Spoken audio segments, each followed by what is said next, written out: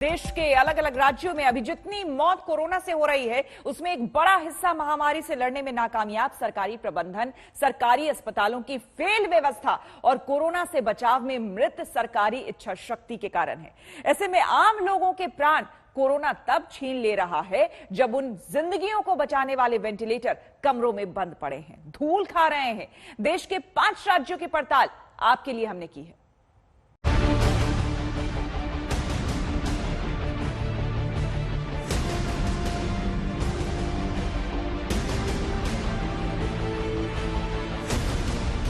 ICU का कमरा जो है ये पिछले 8 महीने से बंद पड़ा है और जो हमें जानकारी मिली है कि देख सकते हैं इस अस्पताल को 6 वेंटिलेटर जो हैं वो मुहैया कराए गए थे 8 महीने पहले।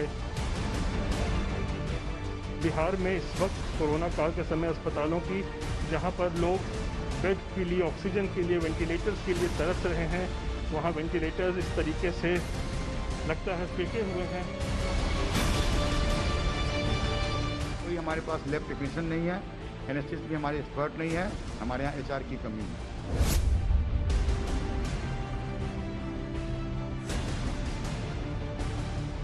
अभी ये बिल्कुल सील बंद है, पैक्ड है, इसका इस्तेमाल अभी नहीं हो पा रहा है।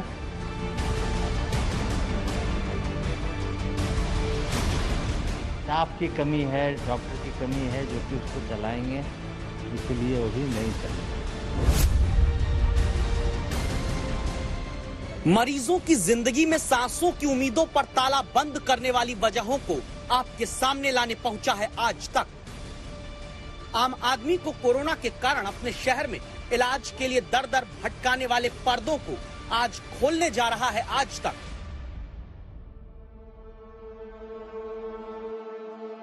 और आपको दिखाकर ये हम बिहार के स्वास्थ्य मंत्री और पूरी सरकार के साथ स्वास्थ्य प्रबंधन के हर अधिकारी को पूछना चाहते हैं कि 6 महीने से लेकर 8 महीने बाद भी जो वेंटिलेटर आम लोगों को जिंदगी की सांस दे सकते थे, वो धूल क्यों फांक रहे हैं?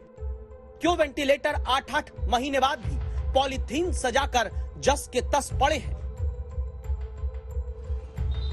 जिसके लिए पहले चलते हैं बिहार की राजधानी पटना से 6 घंटे की दूरी पर मौजूद अररिया के सरकारी सदर अस्पताल में, जहां आज तक संवाददाता रोहित सिंह पहुंचते हैं।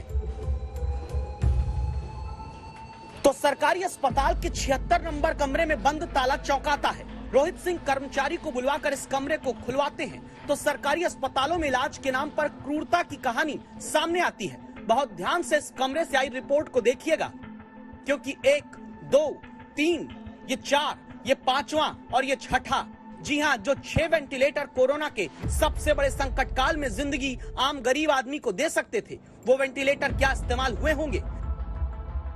जहां वेंटिलेटर के साथ के बेड की पॉलीथीन भी आज तक स्वास्थ्य विभाग और अधिकारी नहीं उतरवा पाए हैं। कोरोना काल में देश भर में संसाधनों की भारी किल्लत देखी जा रही है, मगर ऐसे वक्त में अगर संसाधनों की बर्बादी हो तो किसी का भी दिल दुख सकता है, विचलित हो सकता है। तस्वीरें हम लगातार बिहार के अस्पतालों की दिखा रहे हैं जहां पर संसाधनों की बर्बादी साफ तौर पर देखी जा रही है। और इसी क्रम में इस वक्त हम अररिया जिले में मौजूद हैं, सदर अस्पताल में इस वक्त हम हैं और आपको हम दिखा रहे हैं किस तरीके से यहाँ पर आईसीयू कमरे में जो है वेंटिलेटर्स की क्या स्थिति है। देखिए, मैं आपको तस्वीरें दिखा रहा हूँ। इस आईसीयू का कमरा जो है ये पिछले 8 महीने से बंद पड़ा है और जो हमें जानकारी मिली है कि देख सकते हैं इस अस्पताल को 6 वेंटिलेटर्स जो हैं वो मुहैया कराए गए थे 8 महीने पहले, मगर 6 के 6 वेंटिलेटर्स जो हैं इस वक्त कार्यरत नहीं है, इनका इस्तेमाल तक शुरू नहीं हुआ है। वेंटिलेटर यानी वो मशीन जो मरीजों के फेफड़े तक ऑक्सीजन पहुंचाकर उनकी जीवन रक्षा करती है।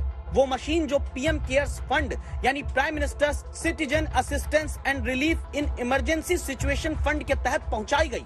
वो मशीन जिसको पाने के लिए बड़े शहरों में लोग अपना घर तक बेचकर इलाज प्राइवेट अस्पताल में कराने को तैयार है।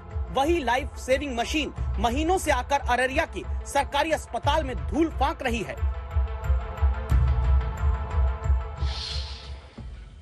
इधर की तस्वीरें आपको हम दिखाते हैं, इधर भी देखिए। किस तरीके से तमाम वेंटिलेटर्स जो हैं ये पीएम केयर फंड्स के तरफ से जो है वो बिहार सरकार को उपलब्ध कराया गया था। 8 महीने पहले ये तमाम ज़िलों में भी दिया गया, लेकिन इसके बावजूद भी टेक्नीशियंस की कमी के कारण, नर्स की कमी के कारण, डॉक्टर्स की कमी के कारण जो है ये तमाम वेंटिलेटर्स जो हैं वो इस्तेमाल में नहीं आए। बिहार में जो भी दावा करता है कि स्वास्थ्य सुविधा जन जन तक पहुंचाने में प्राण झोंक दिए हैं सिस्टम ने, उसे अब ये तस्वीर देखकर शर्म से डूबना चाहिए, क्योंकि वेंटिलेटर तो शौचालय के पास तक पड़े हुए हैं बिना इस्तेमाल किए हुए। शौचालय के पास आप देख सकते हैं इसको एक तरीके से यहाँ पे रखा गया है। तो हालात कितने गंभीर हैं बिहार में इस वक्त कोरोना काल के समय अस्पतालों की, जहाँ पर लोग बेड के लिए, ऑक्सीजन के लिए, वेंटिलेटर्स के लिए तरस रहे हैं। वहाँ वेंटिलेटर्स इस तरीके से लगता है फेंके हुए हैं, धूल फांक रहे हैं, इस्तेमाल नहीं हो रहा है। और ख़ास बात तो ये है कि अररिया के इस अस्पताल में वेंटिलेटर के साथ बेड भी लगा हुआ है, यानी 6 बेड 6 वेंटिलेटर्स जस के तस पड़े हैं, इनका कोई इस्तेमाल नहीं हो रहा है। अब बारी आती है कारण जानने की। आखिर क्या कारण है कि महीनों से वेंटिलेटर होने के बावजूद उनका वक्त पड़ने पर जान बचाने में इस्तेमाल तक नहीं किया जा रहा। आज तक संवाददाता Rohit Singh civil surgeon doctor MP Gupta से पूछने पहुंचे। वेंटिलेटर यहाँ पर लगा दी है, बेड भी लगा दिए हैं, ICU भी खोल दिया हूँ, लेकिन क्रियाशील अभी नहीं कर पाया हूँ, क्योंकि इसमें कोई हमारे पास लैब टेक्नीशियन नहीं है, एनेस्थिस्ट भी हमारे एक्सपर्ट नहीं है, हमारे यहाँ HR की कमी है।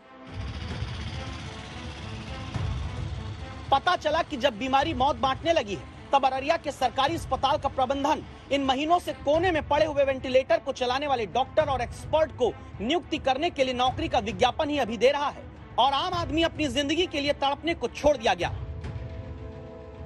और यह कहानी सिर्फ एक जिले या एक राज्य की नहीं, बिहार के ही सुपौल के सरकारी सदर अस्पताल में भी संवाददाता रोहित सिंह ने 2 दिन पहले पड़ताल की है।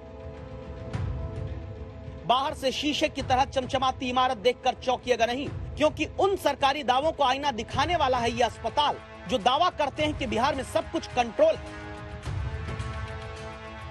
सुपौल के सरकारी अस्पताल में भी अररिया जैसा हाल दिखता है, जहां जिंदगी की उम्मीदों पर ताला बंद करके महीनों से रखा गया है और वेंटिलेटर अंदर बिना इस्तेमाल के कूड़ा किए जा रहे हैं। के बाहर मौजूद है, जहां पर हमें बताया गया है कि 6 वेंटिलेटर्स जो सरकार ने मुहैया कराए हैं वो यहाँ पर रखे हुए हैं। और आप तस्वीरें देखिए, यहाँ पर आप देख सकते हैं बिल्कुल नए वेंटिलेटर्स हैं। यहाँ पर पीएम केयर फंड के ज़रिए जो है आप देखिए यहाँ पर ये उपलब्ध कराया गया है बिहार सरकार को, और फिर सभी ज़िलों में जो है इसको मुहैया कराया गया है। लेकिन फ़िलहाल अभी ये बिल्कुल सील बंद है, पैक्ड है, इसका इस्तेमाल अभी नहीं हो पा रहा है।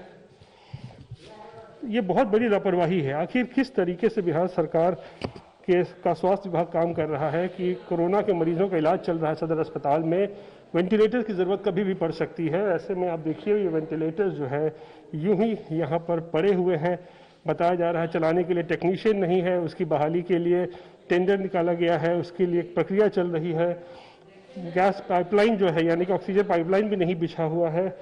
तो ये चीज़ें अपने आप में बड़े सवाल खड़े करती है कि आखिर बिहार में जो स्वास्थ्य सेवाएं इस वक्त है किस तरीके से बिल्कुल लचर हो चुकी है।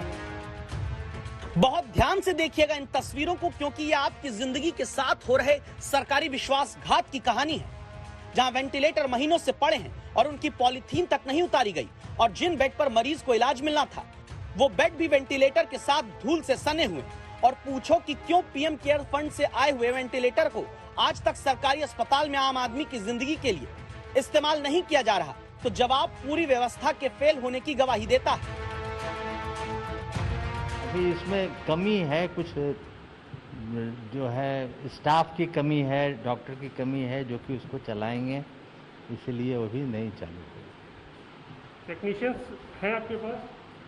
टेक्नीशियन तो मिल जाएंगे, लेकिन जो चलाने वाले डॉक्टर हैं, जो ट्रेन डॉक्टर हैं, उन लोग की कमी है। कितने डॉक्टर्स की कमी है इसको चलाने के लिए आप लोगों को? जितने हैं उसके अनुसार कम से कम जो भी आ जाए। कितने की ज़रूरत है बता दीजिए। कितना का जरूरत हो सकता है? 1 2 कम से कम 2 चाहिए। यानी कोरोना संकट के पूरे 1 साल बाद भी सिर्फ मास्क, सैनिटाइजर और सफाई का ज्ञान जनता को सरकारों ने दिया, वेंटिलेटर खरीदे बांटे, लेकिन ये नहीं सोचा गया कि जब कोरोना मौत का नाम बनकर सांसें खींचने लगेगा तो इन वेंटिलेटर को चलाने के लिए एक्सपर्ट स्टाफ और डॉक्टर्स की भी भर्ती करनी जरूरी होगी। हर शहर अस्पतालों में बदहाली की कहानी एक जैसी है। अस्पतालों में संसाधनों की बर्बादी साफ तौर पे देखी जा रही है और कोरोना काल में संसाधनों की बर्बादी किसी अपराध से कम नहीं है। कैमरा पर्सन आनंद कुमार और अमरेंद्र कुमार सिंह के साथ रोहित सिंह, अररिया, आज तक।